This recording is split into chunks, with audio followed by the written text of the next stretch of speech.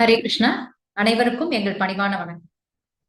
வித்யாயாமிருதம் அஷ்ணுதே என்ற தலைப்பின் கீழ் இந்த காணொளியை இந்த விப்ளவ நிகழ்ச்சிக்காக சமர்ப்பணம் செய்கிறேன். இது ஸ்ரீல பிரபுபாதரின் வழிகாட்டுதலின் கீழ் ஜெய பிரபுபாதர் சிக்ஷாலயா மதுரையில் நடைபெற்றுக் கொண்டிருக்கிறது. இதற்கு ஊக்கம் அளித்துக் கொண்டிருப்பவர் அருட்திரு பலராம கோவிந்த பிரபு அவர்கள். மேலும் மாயாப்பூர் கல்வி நிறுவனத்தின் ஆலோசகர்களாக அருட்திரு ஹரிலீலாதாஸ் மற்றும் அருட்திரு ரமணிபதி பிரபு அவர்களின் ஆலோசனைகளின் கீழ் இது நடைபெற்றுக் கொண்டிருக்கிறது. இந்த தலைப்பில் வித்யாயாமிருதம் அஷ்ணுதே என்று இருக்கிறது. இது எந்த ஞானத்தை குழந்தைகளுக்கு அளிப்பதால் எந்த ஞானத்தை குழந்தைகளுக்கு நாம் அளிப்பதால் அவர்கள் கிருஷ்ணரிடம் நெருங்கி வருவார்களோ அத்தகைய ஒரு ஞானத்தை குழந்தைகளுக்கு அளிப்பதற்காக ஏற்பட்டதற்கு இருக்காங்க. எங்களுடைய குறிக்கோள்கள் 3.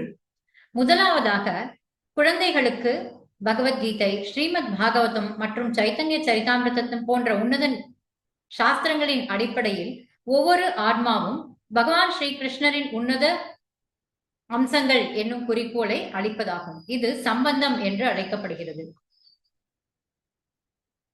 இரண்டாவதாக எத்தகைய ஞானத்தை அந்த குழந்தைகள் அளிப்பதனால் அவர்கள் ஆன்மீக பயிற்சியை மேற்கொள்வார்களோ அதனையும் அந்த பயிற்சியையும் அளிப்பதாகும்.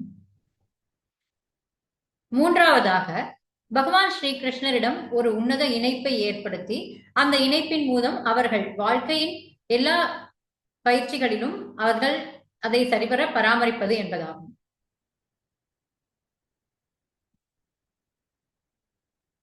இந்த முக்கியமான இந்த பாடத்திட்டத்தின் அடிப்படை சைத்தன்ய சரிதாமிருதத்தின் ஆதி லீலையில் இருந்து வடிவமைத்துள்ளோம்.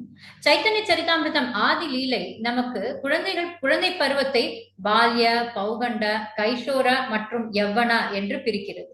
இதன் அடிப்படையில் நாம் குழந்தைகளின் இந்த மொத்த குழந்தை பருவத்தையும் 4ஆக பிரித்துள்ளோம். அதாவது பிறந்தது முதல் 5 வயது வரை கௌமார எனவும், 5 முதல் 11 வயது வரை பௌகண்ட எனவும், 11 முதல் 16 வயது வரை கைஷோர எனவும், 16 முதல் 24 வயது வரை யவ்வன எனவும் பிரிக்கப்பட்டுள்ளது. இந்த காணொளியில் நாம் முக்கியமாக காண இருப்பது இந்த பாடத்திட்டத்தின் அமைப்பாகும். இப்போது இந்த பாடத்திட்டம் முழுமையாக பௌகண்ட, அதாவது 5 வயது முதல் 11 வயது வரை இருக்கும் பாடத்திட்டத்திற்காக வடிவமைக்கப்பட்டுள்ளது. இந்த பாடத்திட்டம் நம்முடைய சாதாரண கல்வி நிலைகளில் பார்த்தால் 1ஆம் வகுப்பு முதல் 6ஆம் வகுப்பு வரை வருவதாகும்.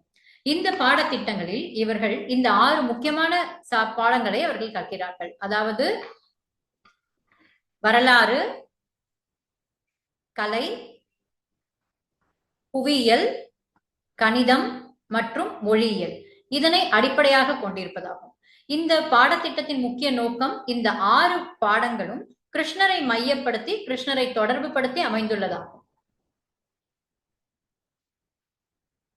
இந்த காணொளி மூலம் நாம் காண இருக்கும் விஷயம் என்னவென்றால், இந்த பாடத்திட்டத்தின் அடிப்படை பாகவதத்தை அடிப்படையாக கொண்டதாகும்.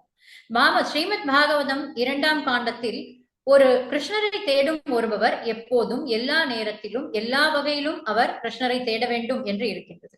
இதனை பொறுத்தே இந்த பாடத்திட்டமும் அமைந்துள்ளது.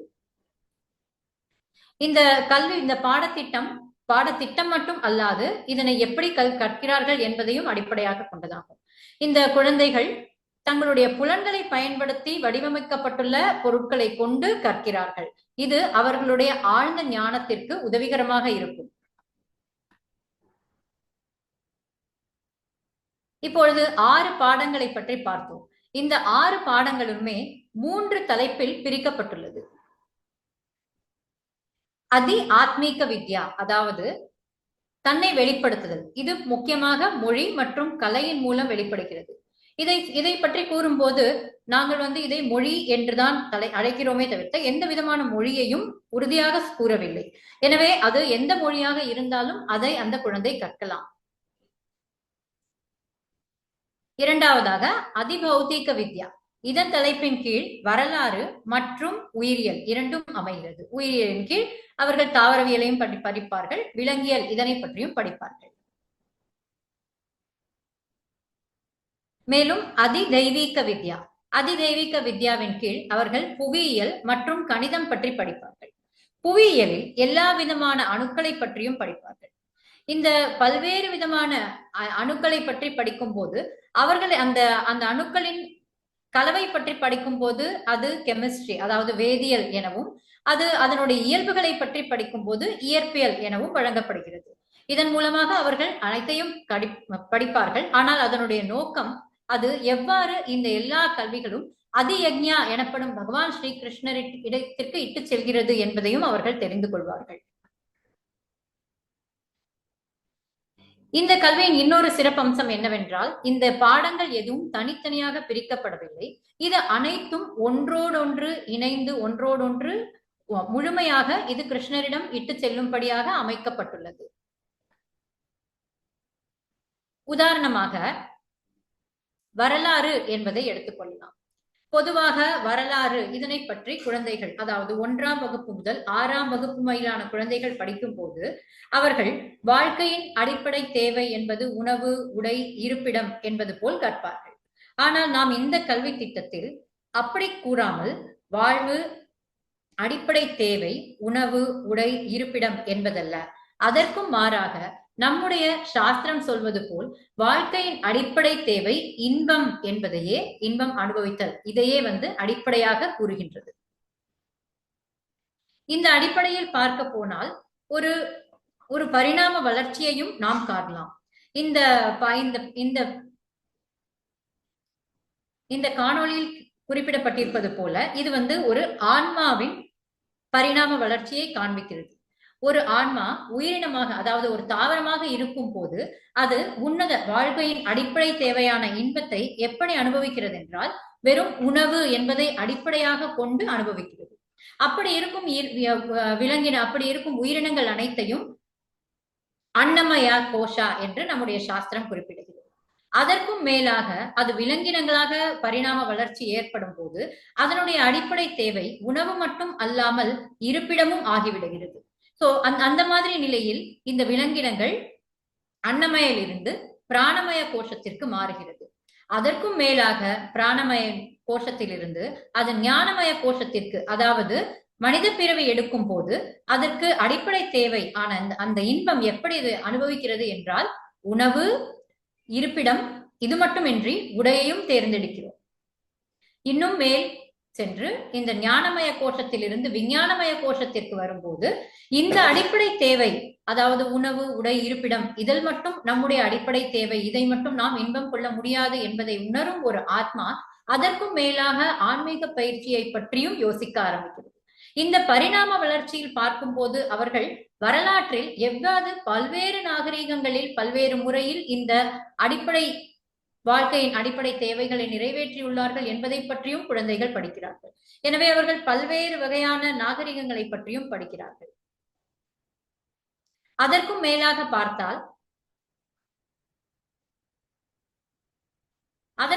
பார்த்தால் இந்த வரலாற்றில் இந்த பரிணாம வளர்ச்சி இயற்கையாகவே தாவரம், விலங்குகள், மனிதர்கள் இப்படி பேசுவதால் இது பரிணாம வளர்ச்சியை பற்றியும் பேசுகிறது. இயற்கையாகவே இந்த கல்வி அவர்களுக்கு உயிரியல் பற்றிய அறிமுகத்தையும் அளிக்கிறது. அவ்வாறு உயிரியல் பற்றி அவர்கள் படிக்கும் போது எல்லா விதமான பாகங்களையும் பற்றி படிக்கிறார்கள். உதாரணமாக தாவரங்களை பற்றி படிக்கும் போது இலைகள், வேர், காய், கனி இப்படி பல்வேறு வகையான பாகங்களை பற்றியும் படிக்கிறார்கள். தங்களுடைய மனித உறுப்புகள் இப்படி படிக்கும் போதும் இதே எவ்வாறு பாகங்கள் எல்லாம் செயல்படுகின்றன என்பதையும் அவர்கள் கல்வி கற்றுணர்கிறார்கள். அந்த மாதிரியான ஒரு கல்வி அவர்களுக்கு எப்படிப்பட்ட ஒரு தாக்கத்தை கொடுக்க வேண்டும் என்று நாம் உணர்கிறோம் என்றால் அது அவர்களுக்கு பாகம் முழுமைக்கு சேவை செய்கிறது என்பதை உணர்த்துவதிலேயே செயல்படுகிறது. உதாரணமாக பார்த்தால் இலை என்பது எவ்வாறு தாவரம் முழுமைக்கும் சேவை செய்கிறது, தாவரம் என்பதை அடிப்படையாக கொண்டால் தாவரம் எப்படி அந்த சூழல், இயற்கை சூழலுக்கு சேவை செய்கிறது, இதனை அவர்கள் காக்கிறார்கள். எனவே எல்லா இடங்களிலும் இது ஒரு உலகளாவிய ஒரு பிரபஞ்சம் முழுமைக்கும் ஒரே கோட்பாட்டை அந்த குழந்தைகள் உணர்கிறார்கள். எவ்வாறு பகுதி முழுமைக்கு சேவை செய்கிறது என்பது. ஒரு சின்ன இலை எடுத்துக்கொண்டாலும் அந்த இலை அந்த சுற்றுப்புற சூழலுக்கு சேவை செய்கிறது. அந்த சுற்றுப்புற சூழல் இந்த உலகத்திற்கு, இந்த உலகம் பிரபஞ்சத்திற்கு, இப்படி எல்லாவற்றையும் அடிப்படையாக கொண்டே இந்த சேவை வளர்ந்து கொண்டே இருக்கிறது. இது குழந்தைகளுக்கு எப்பொழுதும் எல்லா இடங்களிலும் பகுதியின் வேலை அந்த முழுமைக்கு சேவை செய்வதே ஆகும். பகுதி அப்போது மட்டும்தான் இன்பம் அடைகிறது என்பதை உணர்த்தும். இது எளிமையாகவே குழந்தைகளுக்கு நடைபெறும். இந்த குழந்தைகளுக்கு இந்த மாதிரியான ஒரு கல்வியை அளிக்கும் போது இந்த குழந்தைகள் வருங்காலத்திற்கும் ஏற்ற ஒரு சந்ததிகளாக இருப்பார்கள் என்று பிரபுபாதர் கூறுகிறார். இதனை மெய்ப்பிக்கும் வகையில் இந்த சின்ன காணொளி அமைந்துள்ளது. இதை போலவே மற்ற கல்வி தரங்களான கணிதம் மற்றும் மொழியியல் இவற்றிற்கும் இதே மாதிரியான வடிவமைப்பை அளித்துள்ளோம். எங்களுடைய இந்த முயற்சி வெற்றி அடைய வேண்டும் என்று நாங்கள் உங்களுடைய ஆசிகளை வேண்டிக் கொள்கிறோம். ஹரே கிருஷ்ணா.